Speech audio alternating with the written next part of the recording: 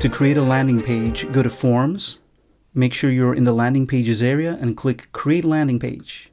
Give it a name and save and continue. Now choose the group or groups you want the people who sign up through your landing page to go to and click Save and Continue again. Now choose one of our landing pages. I'm just going to go with the first one right over here. And here you go. Here's the landing page on the left with all its blocks, which you can edit, and you can choose from a lot of the blocks right over here. Design the main page right over here. Have a look at the success page here. This is when someone subscribes to your landing page. You can also view how the page will look on a mobile phone. After you're done, just click Done Editing, and here you go.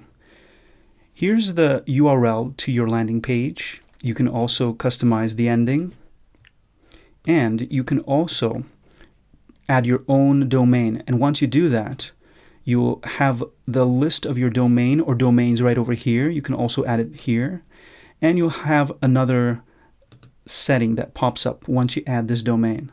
But please see the custom domain landing page video for that. Let's go further here.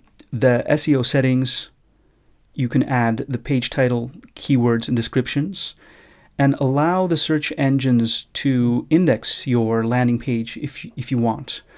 Here are the settings for the title, description, and image for when people share your landing page on Facebook. It's a really good thing to have.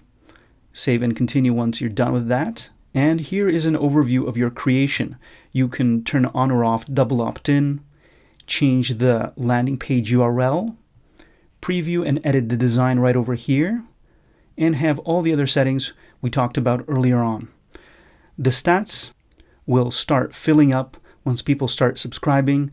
This is the confirmation email people will start getting once they subscribe, and once they press this button over here, they'll get a confirmation thank you page. And you can edit the confirmation page right over here.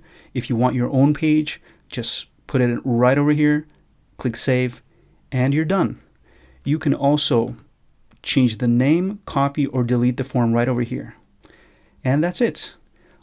Once you're done, you can go to Forms, and here is your new landing page. Hope you've enjoyed this video, and I'll see you in the next tutorial.